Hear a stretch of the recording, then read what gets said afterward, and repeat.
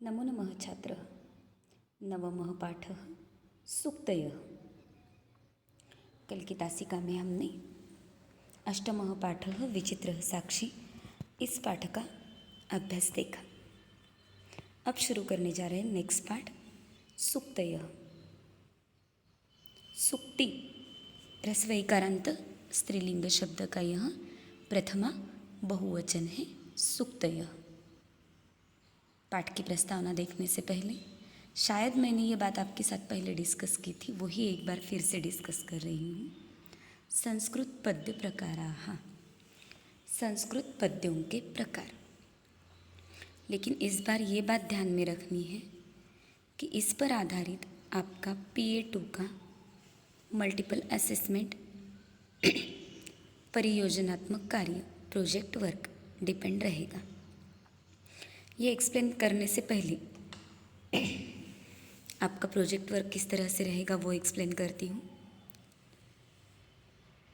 First page पर project papers पर first page पे आपका खुद का इंट्रोडक्शन रहेगा। सेकंड पेज पर संस्कृत पद्य प्रकाराः ये हेडिंग लेकर यहाँ जो मैंने पद्यों के प्रकार दिए हैं इन सारे पद्यों के प्रकारों का स्पष्टीकरण करना है। उसके बाद स्पष्टीकरण सातों प्रकारों का होने के बाद आपको इनमें से कोई भी एक प्रकार चूज करना है। उस प्रकार के मिनिमम 10 पद्य आपको अर्थ के साथ लिखने हैं। कुछ डाउट है तो वीडियो फिर से एक बार सुन सकते हो तो समझ में आएगा कि मल्टीपल असेसमेंट में आपको क्या करना है। और मल्टीपल असेसमेंट का वर्क आप स्टार्ट कर सकते हो, लेकिन सबमिट तभी करोगे जब मैं इन टैब पर अपलोड करूँगी मल्टीपल असेसमेंट का फॉर्मेट विथ सबमिशन डेट। तब तक आप वर्क स्टार्ट कर सकते हो। देखते हैं संस्कृत पद्य प्रकाराः। संस्कृत पद्य प्रकाराः सप्तमः अस्ति। प्रथम पद्यांश, द्वितीय श्लोक, तृतीय सुभाषित, चतुर्थ उक्ति, पंच सूक्तिः, षट् स्तोत्र, सप्तम मंत्र। पद्यांश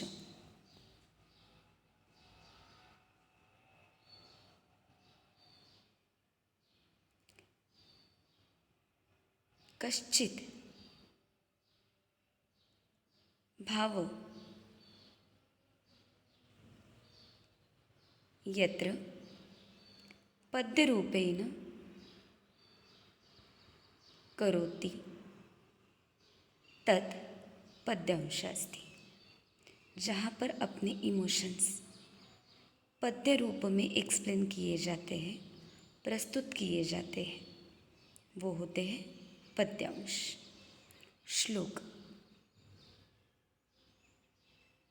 देवतानां कृते यत् पद्यांश प्रस्तुतं भवति तत् श्लोकाः अस्ति। देवताओं के लिए जो पद्य प्रकार बनाए जाते हैं वो होते हैं श्लोक। सुभाषित शोभनं भाषितमिति सुभाषितम, यह हमें सबको पता है। उक्ति वचनम, उक्ति यानी वचन होता है। किसी भी व्यक्ति से किसी भी चीज़ के बारे में जो पद्य स्वरूप में बातें होती हैं वो उक्ति होती है। पद्य स्वरूपात्मक भाव विचारः इति उक्ति। सूक्ति सुशोभित उक्ति इति सूक्ति। अच्छी बातें जो पद्य स्वरूप में होती है वो होती है सूक्ति। स्तोत्र देवतानां स्तुति यत्र अस्ति तत् स्तोत्रम्। मंत्र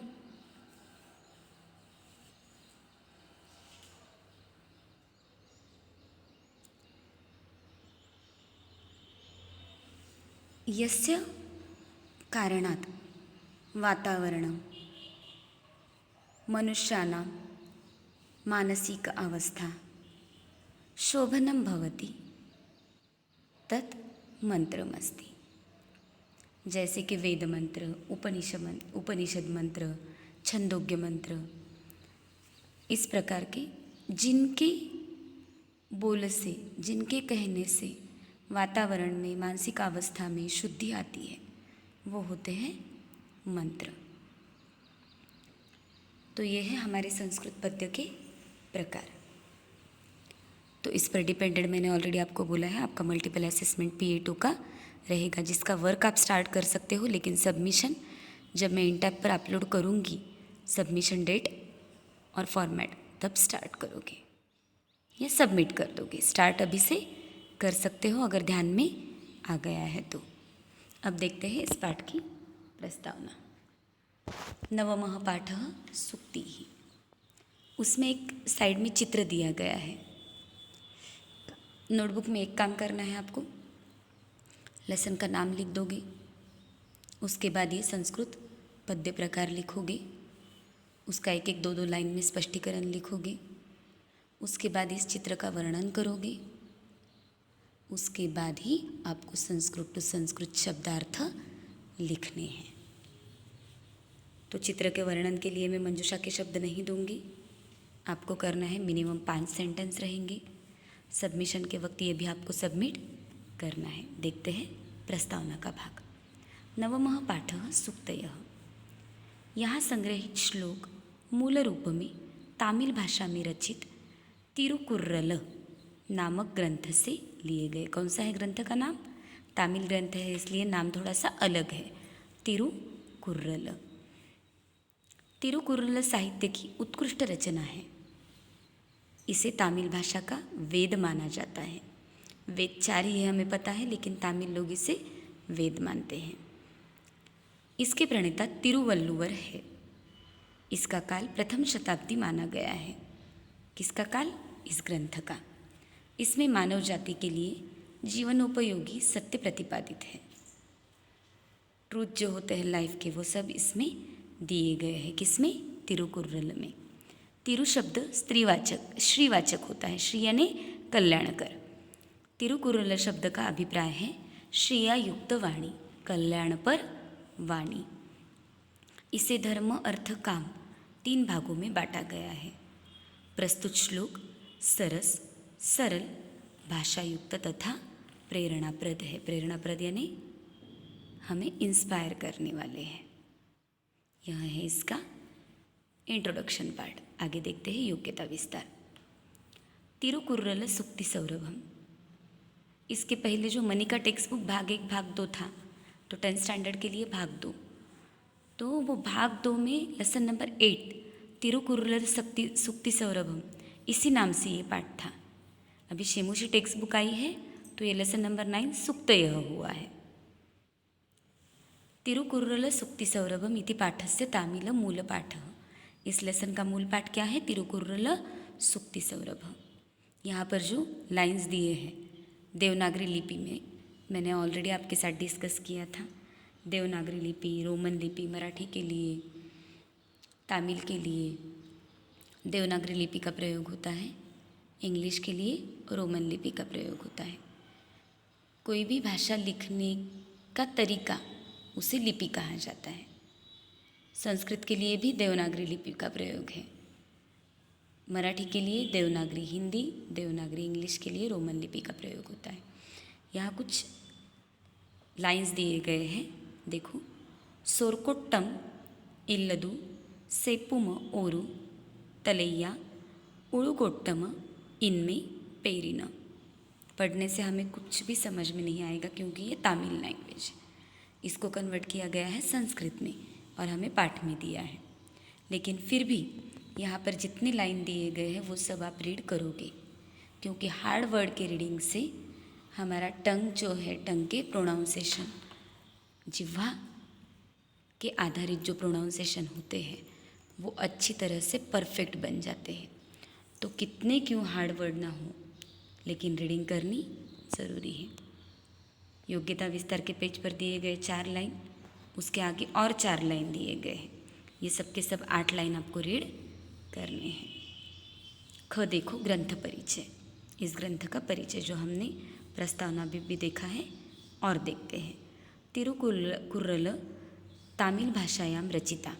कौन सी भाषा में है वो? तमिल में। तमिल साहित्यस्य उत्कृष्टाः कृति अस्ति। तमिल साहित्य की एकमेव नहीं उत्कृष्ट कृति है जिसे वेद माना जाता है। अस्य प्रणेता तिरुवल्लुवर अस्ति। ये लेखक का नाम है। ग्रंथस्य रचनाकालः अस्ति। ग्रंथ का रचनाकाल है ईशवीयादस्य प्रथम शताब्दी, पहली शताब्दी में। अस्मिन् ग्रंथे सकल मानव जातेः, सारी मानव जाति के लिए कृते जीवनोपयोगी सत्यम प्रतिपादितम। जीवन उपयोगी सत्य इसमें प्रतिपादित किया है। तिरु शब्द श्रीवाचक है। श्रियावाणी कल्याण परवाणी। तिरुकुर्रल पदस्य अभिप्रायः अस्ति श्रियायुक्तं कुरल छन्दः अथवा श्रियायुक्ता वाणी, कल्याणपर वाणी। अस्मिन् ग्रंथे धर्म अर्थ काम संज्ञकाः त्रयः भागाः सन्ति। एक्चुअली पुरुषार्थ के 4 भाग हैं, धर्म अर्थ काम और मोक्ष, लेकिन इसमें सिर्फ 3 भाग बताए गए हैं इस ग्रंथ में। धर्म अर्थ और काम, मोक्ष के बारे में इसमें नहीं बताया गया है। त्रयाणाम भागानां पद संख्या, 3 भागों की पद संख्या कितनी बताई गई है? 1330। तो संस्कृत में क्या रीड करेंगे हम यहाँ पर?